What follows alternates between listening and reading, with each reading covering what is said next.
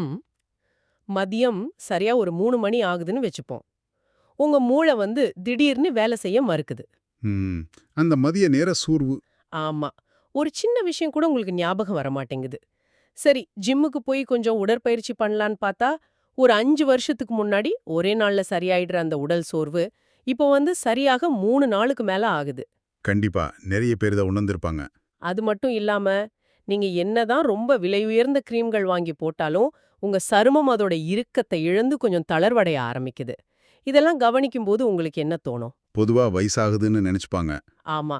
சரி, வயசாகுது, இதெல்லாம் சாதாரணம் தானே அப்படின்னு ஒரு பெருமூச்சு விடுவீங்க, சரியா? ஆனா கொஞ்ச நேரம் பொறுங்க. இதெல்லாம் வயசாகுவதால வரக்கூடிய தவிர்க்க முடியாத மாற்றங்கள் இல்ல அப்படின்னு சொன்னா உங்களால நம்ப முடியுமா? உண்மையிலே அது ஒரு ஆச்சரியமான விஷயம்தான். காரணம்னு சொன்னா எப்படி இருக்கும்?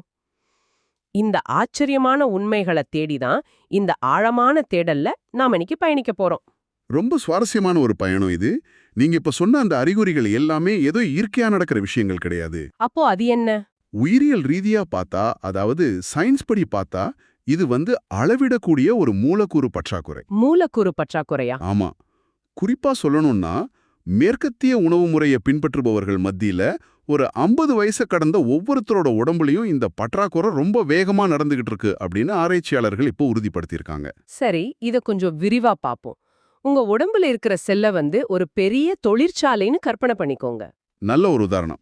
பல வருஷங்களா அந்த தொழிற்சாலை இயங்கிக்கிட்டே இருக்கும்போது, உள்ளே அந்த பழுதடைந்த இயந்திரங்கள், உடைந்த உதிரி பாகங்கள், அப்புறம் தேவையில்லாத குப்பைகள் எல்லாம் அங்கங்க சேரத் தொடங்கும் இல்லையா? ஆமா, குப்பைகள் சேரத்தான் செய்யும். அந்த குப்பைகள வெளியேத்தலன்னா, அந்த தொழிற்சாலை எப்படி சரியா இயங்கும்? அதுதான் நம்ம உடம்புலயும் இப்ப நடக்குது. இத தடுக்கறதுக்கு நம்ம உடம்புக்குள்ளேயே ஆட்டோஃபேஜி அப்படின்ற ஒரு சூப்பரான செல்லுலார் சுத்திகரிப்பு அமைப்பு இருக்கு. அந்த ஆட்டோஃபாஜி சிஸ்டம் ரொம்பவே முக்கியமானது. சரியா சொன்னீங்க. அந்த அமைப்ப ஆன் செய்யற ஸ்பெர்மிடன் அப்படிங்கிற ஒரு ரகசிய மூலப்பொருள பற்றியும், அது எப்படி வேலை செய்யுதுங்கிறதையும் நம்ம இன்னைக்கு ரொம்ப ஆழமா அலசப் போறோம். கண்டிப்பா. ஸ்கெல் சயின்ஸ் தரவுகள், அப்புறம் நேச்சர், பிஎம்சி, கேம்பிரிட்ஜ் மாதிரியான புகழ்பெற்ற ஆய்வுகளோட முடிவுகள், இது எல்லாம் தான் இன்னைக்கு நமக்கான வழிகாட்டிகள். ஆனா இத பத்தி பேசும்போது, இது ஏதோ ஒரு மாயாஜாலம் மாதிரி தோணுது. இது உண்மையிலே நம்ம உடம்புக்குள்ள என்னதான் பண்ணுது? நீங்க சந்தேகப்படுறது நியாயம்தான். ஆனா இது மாயாஜாலம் கிடையாது. இது பக்கா சயின்ஸ். இந்த ஸ்பெர்மிடின் அப்படிங்கிற மூலப்பொருள் நம்ம உடம்புக்குள்ளேயே இயற்கையாக உற்பத்தியாகக்கூடிய ஒண்ணு தான். ஓ! இயற்கையாவே இருக்கா? ஆமா. நீங்க சொன்ன அந்த தொழிற்சாலை ஒப்புமையை எடுத்துக்கிட்டோம்னா, குப்பைகளை அகற்றும் வேலைக்காரர்களை வேலைக்கு தூண்டும் ஒரு மாஸ்டர் ஸ்விட்ச். அதுதான் இந்த ஸ்பெர்மிடின். ஆனா, இங்க ஒரு மிகப்பெரிய சிக்கல் இருக்கு. என்ன சிக்கல்? உங்களுக்கு ஒரு 30 வயது ஆகும்போது, இந்த ஸ்பெர்மிடின் உற்பத்தி உடம்புல படிப்படியா குறையத் தொடங்கிடுது. அட! 30 வயசுலயேவா? ஆமா, பாத்தீங்களா? 60 வயசை கடக்கும்போது பரிசோதிக்கப்பட்ட 14 உடல் உறுப்புகள்ல 11 உறுப்புகள்ல ஸ்பெர்மிடின் அளவு ரொம்பவே கணிசமாக குறைஞ்சிடுது அப்படின்னு பிஎம்சில வெளியான சக மதிப்பாய்வு செய்யப்பட்ட ஆய்வுகள் ரொம்ப தெளிவா சொல்லுது. அதாவது அந்த தொழிற்சாலையில குப்பைகளை அள்ளும் ஊழியர்கள் 30 வயசுக்கு மேல ஸ்ட்ரைக் பண்ண ஆரம்பிச்சிடுறாங்க. 60 வயசுல கிட்டத்தட்ட எல்லாருமே வேலைய விட்டு நின்னுடுறாங்க, அப்படிதானே? சரியா சொன்னீங்க. அதேதான் நடக்குது. அதனால தான் அந்த செல்களுக்குள்ள உடைந்த புரதங்களும் வேலை செய்யாத மைட்டோகாண்ட்ரியாக்களும் குப்பையா சேர்ந்து நம்மள ரொம்ப சோர்வடைய வைக்குது. ஆனா இந்த ஸ்ட்ரைக் ஏன் நடக்குது? அறிவியல் ரீதியா அங்க என்னதான் நடக்குது? அது ஒரு மிகச்சிறந்த கேள்வி. மூலக்கூறு அளவுல அங்க என்ன நடக்குதுன்னு பாத்தீங்கன்னா, நம்ம உடம்புல இபி 300 அப்படின்னு ஒரு புரதம் இருக்கு. இபி 300. ஆமா. இந்த ஸ்பெர்மிடின் என்ன செய்யுதுன்னா, நேரா போய் அந்த இபி 300 தடுத்து நிறுத்தி, குப்பைகள் அகற்றும் வேலைய மீண்டும் முடுக்கி விடுது. பரவாயில்லையே. அது மட்டும் இல்லாம, நம்ம செல்களை வேகமா வயதாக்கும் எம்டார் மற்றும் ஏசிடி சிக்னல்களை இது தடுக்குது. எம்டார் அப்படிங்கிறத உங்க வயதை அதிகரிக்கும் ஒரு ஆக்சிலரேட்டர் பெடல் அப்படின்னு வச்சுக்கலாம். அந்த பெடல்ல இருந்து உங்க காலை எடுக்க சேர்றது தான் இந்த ஸ்பெர்மிடன் சேர வேலையா? மிகச்சரி. அந்த மிக முக்கியமான வேலையத்தான் அது செய்யுது. அப்படியென்றால் இதற்கெல்லாம் என்ன அர்த்தம்? ஒரு பக்கம் இது சயின்ஸ்னு சொன்னாலும், இது எல்லாமே நம்ம கட்டுப்பாட்டுக்குள்ள வரணும்னா, நமக்கு எவ்ளோ ஸ்பெர்மிடன் தேவைப்படும்? இத நாம சில எண்கள் மூலமா புரிஞ்சுக்கலாம். வழக்கமான மேற்கத்திய உணவு முறையை பின்பற்றுபவர்கள் தங்களோட உணவின் மூலமா ஒரு நாளைக்கு வெறும் 10 முதல் 15 மில்லிகிராம் ஸ்பெர்மிடின் மட்டுமே பெறுறாங்க. 10 முதல் 15 மில்லிகிராம். சரி. ஆனா நேச்சர் மற்றும் பிஎம்சி ஆய்வுகளின்படி ஒரு நாளைக்கு 15 முதல் 20 மில்லிகிராம் ஸ்பெர்மிடின் உட்கொள்பவர்கள் மிகச்சிறந்த ஆரோக்கியத்தையும் வலுவான ஆட்டோபேஜி செயல்பாட்டையும் கொண்டிருக்காங்கன்னு நிரூபிக்கப்பட்டிருக்கு. ஓ, அப்போ அந்த 5 முதல் 10 மில்லிகிராம் இடைவெளி இருக்கு பாத்தீங்களா? அதை எப்படி நிரப்புறது அப்படிங்கிறது தான் நம்ம முன்னாடி இருக்கிற மிகப்பெரிய சவால். ஆமா, அந்த இடைவெளியை நிரப்புறது தான் முக்கியம். அந்த இடைவெளியை நிரப்பத்தான் இப்ப மார்க்கெட்ல மாதத்திற்கு $200க்கும் மேல விலை கொடுத்து NAD+ அப்புறம் NMN மாதிரியான சப்ளிமெண்ட்களை விற்கிறாங்களா? மாத்திரைகள் மூலமா இதை ஈஸியா உடம்புக்கு குடுத்துறலான்னு நிறைய பேர் நம்புறாங்களே. இங்கேதான் மிகப்பெரிய வியாபார தந்திரமே இருக்கு. எப்படி சொல்றீங்க? அதையெல்லாம் நாம சப்ளிமெண்ட் மாயை அப்படின்னு தான் சொல்லணும். சில மாத்திரைகள் வேலை செய்யலாம், அது வேற விஷயம். ஆனா மிகச்சிறிய எழுத்துக்களில் அவங்க மறைக்கிற உண்மை என்னவென்றால், என்ன உண்மை? உங்க உடலுக்கு ஏற்கனவே பரிச்சயமான அதே ஆட்டோபேஜி பாதையை தூண்டக்கூடிய ஸ்பெர்மிடின் எந்த விலை உயர்ந்த மாத்திரையும் இல்லாம நாம அன்றாடம் சாப்பிடுற சாதாரண உணவுகள்லயே கொட்டி கிடக்குது அப்படிங்கிறது தான். நிஜமாவா? ஆமா, அந்த உணவுகள் மூலமா அதை எடுத்துக்கும்போது உடம்பு அதை ரொம்ப ஈஸியா மிக எளிதா ஏத்துக்குது. இது ரொம்பவே ஆச்சரியமா இருக்கே. மாத்திரைகளை விட நம்ம சமையலறையில இருக்கிற பொருட்கள்ல இவ்ளோ விஷயம் இருக்கா? கண்டிப்பா இருக்கு. சரி, அந்த உணவுகள் என்னென்னன்னு நாம பார்க்கலாம். நீங்க கொண்டு வந்திருக்கிற தரவுகள்ல இருந்து சாதாரணமான காய்கறிகள்ல இருந்து ஆரம்பிக்கலாமா? தாராளமா. நம்ம அன்றாட உணவுகள்லேருந்து ஆரம்பிப்போம். பச்சை பட்டாணி எடுத்துக்கோங்க. பச்சை பட்டாணியா? ஆமா, வெறும் 140 கிராம் பட்டாணில 9 மில்லிகிராம் ஸ்பெர்மிடின் இருக்கு. இதோட ஒரு கப் ப்ரோக்கோலிய சேர்த்தீங்கன்னா உங்களுக்கு 12 மில்லிகிராம் கிடைச்சிடும். அட, அப்போ உங்க அன்றாட தேவையில பாதிக்கு மேல இதுலயே கிடைச்சிடுது. ஆமா, ஆனா இங்க நீங்க கவனிக்க வேண்டிய இன்னொரு முக்கியமான விஷயம் இருக்கு. பட்டாணியும் ப்ரோக்கோலியும் வெறும் ஸ்பெர்மிடினை மட்டும் நமக்கு கொடுக்கல. ஸ்பெர்மின், ஸ்பெர்மிடின் மற்றும் பியூட்ரிசின் ஆகிய பாலிமைன்களின் ஒரு முழுமையான தொகுப்பையே அது கொடுக்குது. இந்த முழுமையான தொகுப்பு ஏன் அவ்வளவு முக்கியம்? ஏன்னா 2021ல பிஎம்சி வெளியிட்ட ஆய்வின்படி இந்த சத்துக்களை தனித்தனியா மாத்திரையா எடுக்கிறத விட இயற்கையான உணவா ஒருங்கிணைந்து இருக்கும்போது அது ஆட்டோபேஜி சிக்னலை பல மடங்கு சிறப்பா தூண்டுது. இங்கேதான் விஷயம் மிகவும் சுவாரஸ்யமா ஆகிறது. ஏன்னா இந்த பட்டாணிய நாம எப்படி சமைக்கிறோம் அப்படிங்கறதுல ஒரு பெரிய ரகசியம் ஒளிஞ்சிருக்கு. இத நான் படிச்சப்போ ரொம்ப ஷாக் ஆயிட்டேன். நீங்க பட்டாணிய தண்ணில கொதிக்க வச்சு வேக வைக்க கூடாதாம். ஆமா, அது ரொம்ப முக்கியமான பாயிண்ட். அப்படி செய்தால் அதுல இருக்கிற 40% ஸ்பெர்மிடின் அழிஞ்சிடும்னு தரவுகள் சொல்லுது. ஆனா ஏன் அப்படி நடக்குது? ஏன்னா ஸ்பெர்மிடின் அப்படிங்கிறது நீரில் கரையக்கூடிய ஒரு மூலப்பொருள். நீங்க அதை தண்ணீர்ல போட்டு கொதிக்க வைக்கும்போது அந்த ஸ்பெர்மிடின் முழுசா அந்த தண்ணீர்ல கலைஞ்சிடுது. ஐயையோ! நாம என்ன பண்ணுவோம்? அந்த தண்ணீரை அப்படியே வடிகட்டி கீழே ஊத்திடுவோம். குப்பையில கொட்ட வேண்டியதை உடம்புக்குள்ள அனுப்பிட்டு உடம்புக்கு தேவையான அந்த மாஸ்டர் ஸ்விட்சை நாமளே குப்பையில ஊத்திட்டு இருக்கோம். அட பாவமே! அதனால தான் இத வெறும் 4 நிமிடங்கள் ஆவியில் மட்டுமே வேக வைக்க வேண்டும் அப்படின்னு ஆராய்ச்சியாளர்கள் ரொம்ப ஆணித்தரமா சொல்றாங்க. ஆவியில வேக வைக்கும்போது அந்த மூலக்கூறுகள் சிதையாம அப்படியே நமக்கு கிடைக்கும். ரொம்ப அருமையான விளக்கம். இத்தனை நாளா நாமெல்லாம் சத்துக்களை தண்ணில கொதிக்க வச்சு கொன்னுட்டு இருந்திருக்கோம். சரி, அடுத்து நம்ம சமையலறையில இருக்கக்கூடிய இன்னொரு உணவு காளான்கள். ஆமா, காளான்கள். அதுவும் குறிப்பா உலர்ந்த ஷிட்டேக் காளான்கள். இந்த காளான்கள்ல அப்படி என்ன ஸ்பெஷல்? காளான்களோட இயல்பே அது ரொம்ப வேகமா வளரக்கூடியது. அப்படி அது அதிவேகமா செல் பிரிதல் அடையும் போது ஒரு துணை விளைபொருளாக இந்த பாலிஅமைன்கள் அதோட செல்கள்ல உருவாகுது. ஓ, அந்த வேகமான வளர்ச்சியினால அப்படி ஆகுதா? ஆமா, குறிப்பா ஃப்ரெஷ்ஷான காளானை விட இந்த உலர்ந்த காளான்கள்ல இதோட அளவு மிக மிக அதிகம். 100 கிராம் உலர்ந்த காளான்ல 16 மில்லிகிராம் ஸ்பெர்மிடின் இருக்கு. நீங்க வெறும் 30 கிராம் அளவு எடுத்துக்கிட்டாலே உங்களுக்கு 5 மில்லிகிராம் கிடைச்சிடும். அது ஏன் உலர்த்திய காளான்ல மட்டும் இவ்வளவு செறிவு அதிகமா இருக்கு? அது ரொம்ப சிம்பிளான விஷயம்தான். காளான்கள்ல இயற்கையாவே தண்ணீர் சத்து அதிகமா இருக்கும். அதை நாம உலர்த்தும் போது அந்த தண்ணீர் முழுசா ஆவியாகி வெளியேறிடுது. ஆனா அந்த ஸ்பெர்மிடின் சத்துக்கள் மட்டும் ஆவியாகாம அதோட நார்ச்சத்துக்குள்ள ரொம்ப அடர்த்தியா தங்கிடுது. ஓ, அதனாலதான் குறைவான அளவு உலர்ந்த காளான் சாப்பிட்டாலும் நிறைய ஸ்பெர்மிடின் கிடைக்குது. ஆமா, இங்க இன்னொரு சுவாரஸ்யமான அறிவியல் உண்மையும் இருக்கு. இந்த காளானை நீங்க ஆலிவ் எண்ணெயில வதக்கி சாப்பிட்டீங்கன்னா ஆலிவ் எண்ணெயில உள்ள ஒலியோகாந்தல் அப்படிங்கிற மூலப்பொருள் 2வது ஆட்டோஃபாஜி சிக்னலை தூண்டுது. ஓ, அதாவது ஒரே சாப்பாட்டுல 2 மாஸ்டர் ஸ்விட்ச்களை நம்ம ஆன் செய்றோம். சரியா சொன்னீங்க. ஆலிவ் எண்ணெயும் காளானும் சேரும்போது நடக்கிற அந்த ஒரு சினர்ஜி உங்க செல்களை சுத்தப்படுத்துற சிக்னல்களை ரொம்ப வலுவாக்குது. சமையல் அறையில நடக்கிற இந்த அறிவியல் அற்புதம் கேட்கவே ரொம்ப சுவாரஸ்யமா இருக்கு. சரி, காய்கறிகள் காளான்கள் பார்த்தாச்சு. கொஞ்சம் வித்தியாசமான உணவுகள் பக்கம் போலாமா? கண்டிப்பா போலாம். சீஸ பத்தி தரவுகள்ல ரொம்ப ஆச்சரியமான சில விஷயங்கள் இருக்கு. குறிப்பா பழைய சீஸ், ஃபார்மெசின், செடார், க்ரூயர் மாதிரியான சீஸ் வகைகள்ல 100 கிராமுக்கு 15 முதல் 20 மில்லிகிராம் வரைக்கும் ஸ்பெர்மிடின் இருக்கும் சொல்லப்பட்டிருக்கு. ஆமாம், சீஸ்ல நிறையவே இருக்கு. ஆனா ஒரு நிமிஷம், பொதுவா சீஸ் சாப்பிட்டா இதயத்துக்கு கெடுதல்னு தானே சொல்வாங்க. அப்புறம் எப்படி அது ஆரோக்கியமான உணவுகள் பட்டியல்ல வருது? சீஸ் அப்படிங்கிறது பல தசாப்தங்களா மருத்துவ உலகத்தால தவறாக மதிப்பிடப்பட்ட ஒரு உணவு. ஆனா இப்போ அறிவியல் ரொம்பவே மாறிடுச்சு. நேச்சர் மெடிசின் ஆய்விதழ்ல சமீபத்துல ஒரு பெரிய 15 ஆண்டு கால ஆய்வு வெளியாயிருக்கு. 15 வருஷ ஆய்வா? ஆமா. அதுல பாத்தீங்கன்னா அதிக ஸ்பெர்மிடின் உள்ள சீஸ் மாதிரியான உணவுகளை தொடர்ந்து உட்கொள்வோருக்கு மாரடைப்பு அபாயத்துடன் 40% குறைவான தொடர்பு இருப்பது கண்டறியப்பட்டுள்ளது. 40% குறைவா? ஆச்சரியமா இருக்கே. ஆனா இங்க நான் ஒரு விஷயத்த ரொம்ப தெளிவுபடுத்தணும். இது வெறும் தொடர்பு மட்டுமே. இதுதான் நேரடி காரணம் அப்படின்னு நாம உறுதியா சொல்ல முடியாது.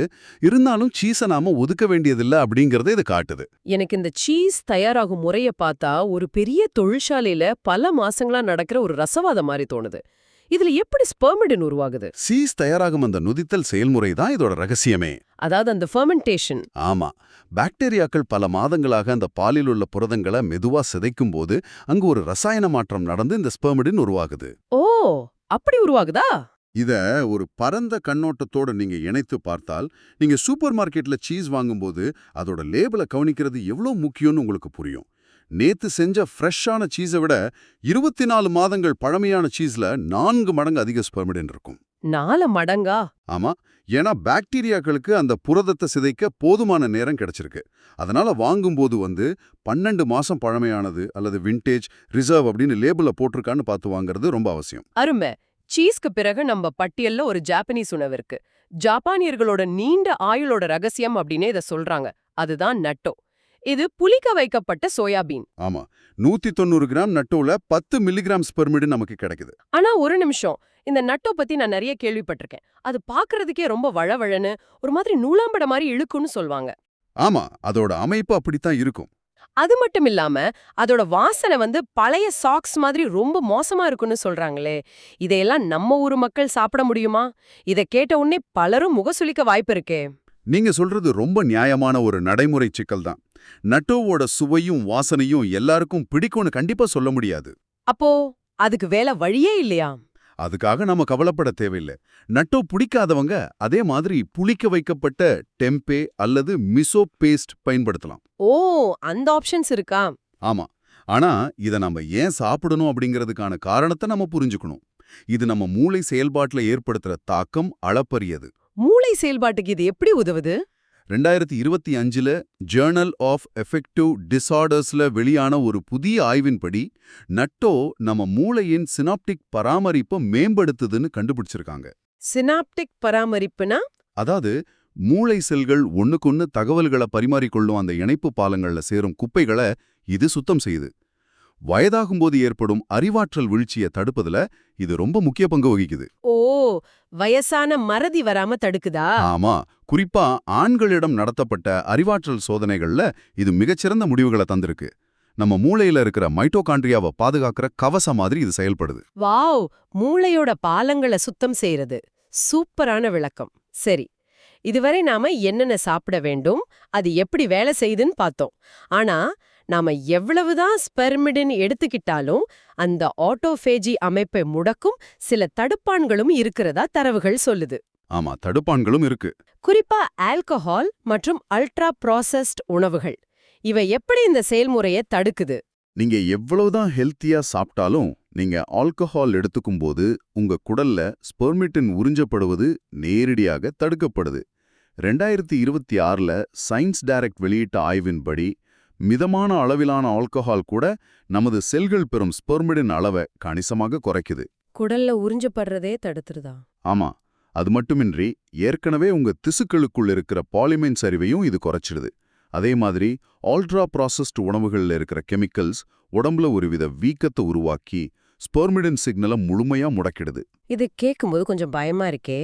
அப்படியென்றால் நான் இனி பார்ட்டிகளுக்கே செல்ல முடியாதா? ஆல்கஹால் முழுவதுமாக தடை செய்யப்பட்ட ஒன்றா? அப்படி இல்ல. ஒரு கிளாஸ் வைன் கூட குடிக்க கூடாதா?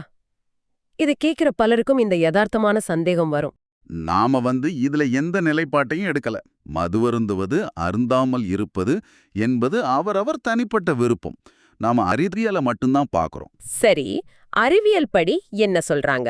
ஒருவேளை நீங்க ஆல்கஹால் எடுத்துக்கிறவரா இருந்தா ஒரு நடைமுறை தீர்வு இருக்கு. ஸ்பெர்மிடின் உள்ள உணவுகளை சாப்பிடுவதற்கும் ஆல்கஹால் அருந்துவதற்கும் 4 முதல் 6 மணி நேர இடைவெளி இருக்கணும். ஓ, அந்த கேப் விட்டா போதுமா? ஆமா, உதாரணமா மதிய உணவில் நீங்க சீஸ் அல்லது காளான் எடுத்துக்கிட்டீங்கன்னா ஆல்கஹால் உட்கொள்வதை இரவுக்கு தள்ளி வைக்கலாம். அந்த 6 மணி நேரத்துல ஸ்பெர்மிடின் உங்க குடல்ல உறிஞ்சப்பட்டுடும். நல்ல ஐடியா. ஆனா ஆல்கஹாலோட சேர்த்து இந்த பாக்கெட்ல அடைக்கப்பட்ட அல்ட்ரா ப்ராசஸ்டு ஸ்நாக்ஸையும் ஒன்னா சேர்த்து சாப்பிட்டீங்கன்னா அது ஆட்டோஃபேஜியை முழுமையா முடக்கிவிடும். அதை நம்ம கட்டாயம் தவிர்க்கணும். சரி, அதை எல்லாரும் கண்டிப்பா மனசுல வச்சுப்பாங்க. இப்ப நாம ரொம்ப ஆவலோடு காத்துக்கிட்டு இருக்கிற அந்த முதன்மை உணவுக்கு வருவோம். எந்த விலை உயர்ந்த சப்ளிமெண்ட்டும் தேவையில்ல, ஆனா இது ஒண்ணு போதும் அப்படின்னு சொல்லக்கூடிய அந்த உணவு கோதுமை முளை, வீட் ஜெர்ம். இது விலையில ரொம்ப ரொம்ப மலிவானது. ஒரு சேவைக்கு 10 சென்ட்டுகளுக்கும் குறைவு தான் செலவாகும்னு தரவுகள் சொல்லுது. ஆமா, இது விலை கம்மி மட்டும் இல்ல, இதோட செறிவும் பாத்தீங்கன்னா ரொம்ப அதிகம். 100 கிராம் கோதுமை முளையில 22 முதல் 30 மில்லிகிராம் வரைக்கும் ஸ்பெர்மிடின் இருக்கு. அதாவது நீங்க சாதாரணமா பயன்படுத்துற ஒரு சின்ன ஸ்பூன்ல 3 மில்லிகிராம் கிடைச்சிரும். ஒரு ஸ்பூன்ல 3 மில்லிகிராமா? ஆமா, நட்டோவை விட இதுல 2 மடங்கு அதிக செறிவு இருக்கு. இது உண்மையிலேயே ஆச்சரியமா இருக்கு. இதுல இருக்கிற மிகச்சிறந்த விஷயமே இதோட உறிஞ்சப்படும் தன்மைதான். அது என்ன உறிஞ்சப்படும் தன்மை? நீங்க மாத்திரையா சாப்பிடும்போது அது உடம்புல எந்த அளவு உறிஞ்சப்படும்னு சொல்ல முடியாது. ஆனா கோதுமை முளையில உள்ள ஸ்பெர்மிடின் ஒரு பாஸ்போ லிப்பிட் மேட்ரிக்ஸ்ல பொதிஞ்சிருக்கு. கொஞ்சம் விளக்கமா சொல்ல முடியுமா? அதாவது இயற்கையாவே ஒரு கொழுப்பு உரைக்குள்ள இந்த ஸ்பெர்மிடின் பாதுகாப்பா இருக்கு. நம்ம குடல் செல்களும் இதே கொழுப்பு உரை அமைப்பை கொண்டதுதான். அதனால எந்த எதிர்ப்பும் இல்லாம ரொம்ப ரொம்ப ஈஸியா உங்க குடல் செல்கள் இதை உள்ள எடுத்துக்குது. Wow, super. ஆனா இத வாங்கும் போதும் பாதுகாக்கும் போதும் 2 முக்கியமான விதிகளை பின்பற்ற வேண்டும்னு சொல்லப்பட்டிருக்கு. முதல் விதி, முளைக்கட்டாத கமர்ஷியல் வீட் ஜெர்ம்களை மட்டுமே வாங்க வேண்டும். ஏன் முளைக்கட்டினதை வாங்கக்கூடாது? ஏன்னா கோதுமை முளை கட்டும்போது அது வளருவதற்காக தன்னுள் இருக்கிற ஸ்பெர்மிடினை அதுவே பயன்படுத்திக் கொள்ளும். அந்த செயல்முறையில ஸ்பெர்மிடின் அளவு 85% வரைக்கும் குறைஞ்சிடும். அதனால முளைக்கட்டாத விட்ஜம் வாங்குறது தான் சரி. ஓ, இப்ப புரியுது. அடுத்தது 2வது விதி. வாங்கிய பின் அதை கட்டாயம் ஃப்ரீசர்ல மட்டுமே வைக்க வேண்டும். வெளியே சாதாரணமா வச்சோம்னா காத்துல இருக்கிற ஆக்சிஜன் பட்டு ஆக்சிஜனேற்றம் அடைந்து அதோட தன்மையை இழந்துடும் இல்லையா? மிகச்சரி. அந்த சத்துக்களை பாதுகாக்கணும்னா ஃப்ரீசர்ல வைக்கிறது ரொம்ப முக்கியம். இப்போ இந்த முழுமையான தினசரி உணவு முறையை சுருக்கமா பார்ப்போம். சொல்லுங்க. காலையில் உங்க யோகட்டுடன் ஒரு ஸ்பூன் கோதுமை முளை சேர்த்துக் கொள்ளுங்கள். அதனுடன் ஆட்டோஃபாஜினை தூண்டும் பிளாக் காஃபி. மதிய உணவில் ஒரு 30 கிராம் பழைய சீஸ். இரவில் ஆலிவ் எண்ணெயில் வதக்கப்பட்ட ஷிட்டேகே காளான் அல்லது வாரத்துல 3 நாட்கள் இரவில் நாட்டோ இல்லனா டெம்பே. இது ரொம்ப சிம்பிளா இருக்கே. ஆமா, இந்த எளிய உணவு முறை உங்க உடலுக்கு தேவையான 16 முதல் 18 மில்லிகிராம் ஸ்பெர்மிடினை தாராளமாக வழங்கிவிடும். கேட்பதற்கு இது ரொம்பவே எளிமையா இருக்கே. நம்ம அன்றாட வாழ்க்கையில ஈஸியா பின்பற்றலாம் போல இருக்கே. ஆனா இதுல ஒரு முக்கியமான மருத்துவ எச்சரிக்கை இருக்கு. என்ன அது? நீங்க இரத்த உறைதல் தடுப்பு மருந்துகள், இரத்த அழுத்த மருந்துகள் அல்லது நோய் எதிர்ப்பு சக்தி குறைப்பு மருந்துகளை உட்கொள்பவராக இருந்தால் இந்த ஸ்பெர்மிடின் உணவு முறையை தொடங்கும் முன் கட்டாயம் உங்க மருத்துவரை அணுக வேண்டும். ஓ, மருத்துவர் ஆலோசனை கண்டிப்பா தேவை. ஆமா, ஏன்னா இது சில மருந்துகளோட வினை புரிய வாய்ப்பு இருக்கு. அதே போல இது எந்த மேஜிக்கும் கிடையாது. இன்னைக்கு சாப்பிட்டா நாளைக்கு இளமையாகிட முடியாது. இது உடம்புல வேலை செய்ய குறைந்தது 28 நாட்கள் ஆகும் என்பதை சயின்ஸ் டைரக்ட் ஆய்வுகள் உறுதிப்படுத்துகின்றன. உங்க செல்களுக்கு சிக்னலை கொடுங்க, உங்க உடல் அதற்கு பிரதியளிக்க கொஞ்ச நேரம் கொடுங்க. நாம கிட்டத்தட்ட இந்த ஆழமான தேடலோட இறுதிக்கட்டத்துக்கு வந்துட்டோம். விலை உயர்ந்த மாத்திரைகளை தேடி ஓடாமல் பச்சை பட்டாணி, பழைய சீஸ், காளான், கோதுமை முளை போன்ற சாதாரண மளிகை பொருட்கள் மூலம் எப்படி நமது செல்களின் இளமையை தக்கவைக்க முடியும் என்பதை இன்னைக்கு நாம ரொம்ப தெளிவா பார்த்தோம். உண்மைதான். தொடக்கத்தில் நாம பேசிய அந்த தொழிற்சாலை ஒப்புமைய ஒரு முறை நினைவு கூறுங்கள். உங்க உடல் பழுதடையவில்லை, அது தன்னைத்தானே புதுப்பித்துக் கொள்ள தேவையான சரியான மூலப்பொருட்களுக்காக காத்துக்கிட்டு இருக்கு. அந்த தொழிற்சாலையை சுத்தம் செய்யும் ஊழியர்களுக்கு தேவையான சிக்னலை, அதாவது ஸ்பெர்மிடினை நீங்க கொடுத்தா போதும், உடம்பு தன்னோட வேலையை தானாவே பாத்துக்கும். உண்மையாகவே இதைவிட சிறப்பா இதை தொகுத்து சொல்ல முடியாது. ஆனா இந்த விவாதத்தை முடிக்கிறப்போ நாம எல்லாரும் ஆழமா சிந்திக்க வேண்டிய ஒரு முக்கியமான கேள்வி இருக்கு. என்ன கேள்வி அது? கோதுமையில இருக்கிற இந்த விலை மதிப்பெற்ற கோதுமை முளை தான் ஸ்பெர்மிடின் குடோன் அப்படின்னு நம்ம பார்த்தோம்.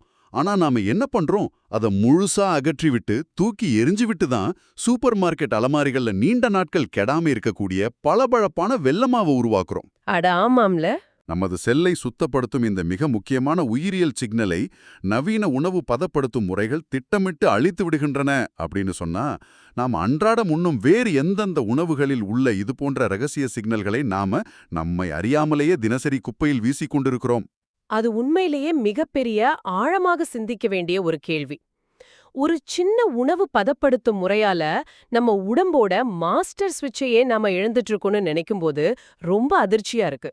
இயற்கையான உணவுகளில் உள்ள சத்துக்களை முழுமையாக புரிந்து கொள்வது எவ்வளவு அவசியம் என்பதை இந்த உரையாடல் ரொம்ப தெளிவா உணர்த்தியிருக்கு.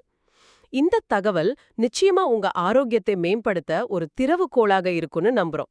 இத பத்தி நீங்களும் சுயமாக தேடத் தொடங்குங்கள். உங்கள் உடலை கேளுங்கள். உங்களுடன் இணைந்து இதை ஆழமாக ஆராய்ந்ததில் எனக்கு மிகவும் மகிழ்ச்சி. மீண்டும் சந்திப்போம்.